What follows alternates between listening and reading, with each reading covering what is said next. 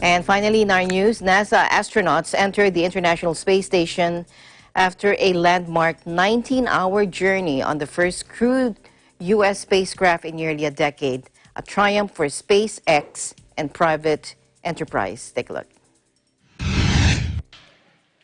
We have Bob Behnken from SpaceX Demo 2 mission entering the International Space Station.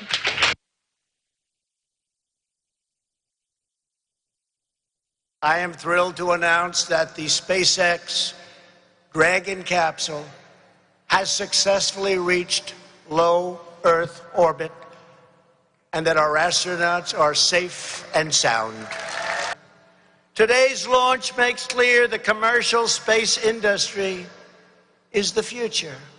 The modern world was built by risk takers and renegades, fierce competitors, skilled craftsmen, captains of industry who pursued opportunities no one else saw and envisioned what no one else could ever think of seeing. And this has gone as well as we could have expected it to go.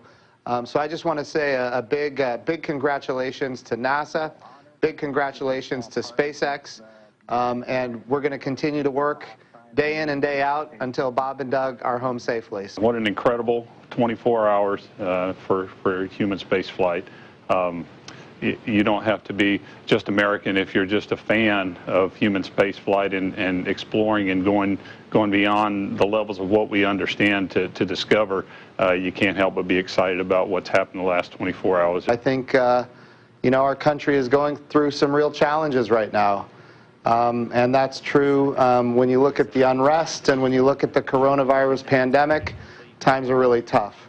But we've been through tough times before, and even in those tough times, the United States of America has an amazing ability to accomplish astonishingly impressive achievements. And that's what this was. And I will say that I think, you know, there was a moment of time yesterday when these two astronauts launched, when everybody paused and we thought about what the future could be and how much brighter it could be than it is right now at this moment.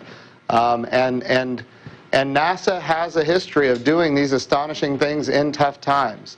It requires leadership, and we've been able to achieve it. It's great to get the United States back in the crewed launch business, and we're just really glad to be on board this magnificent complex. If you guys got any sleep on your way up there the last I'd say I got 19 hours. The first night is always a little bit of a challenge, but the Dragon was a slick vehicle, and we had good airflow, and so we had an excellent evening.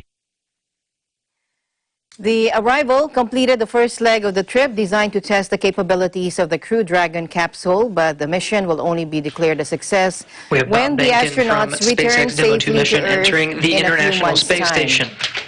The spaceship's hatch opened at 1:02 p.m. Eastern Time as Bob Behnken and Doug Hurley carried out the final procedures before crossing the threshold about 20 minutes later.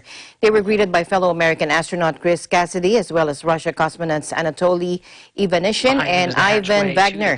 The Crew Dragon mission is a defining moment for SpaceX, which Elon Musk founded in 2002 with the goal of producing a lower-cost alternative to human space flight. The U.S. Space Agency paid more than $3 billion for SpaceX to design, build, test, and operate its reusable Dragon capsule for 6 future space round trips. And NASA has had to pay Russia for its Soyuz rockets to take U.S. astronauts to space ever since the shuttle program ended. The U.S., meanwhile, hopes to revive human space exploration, which has not risen to the expectations of the early space era.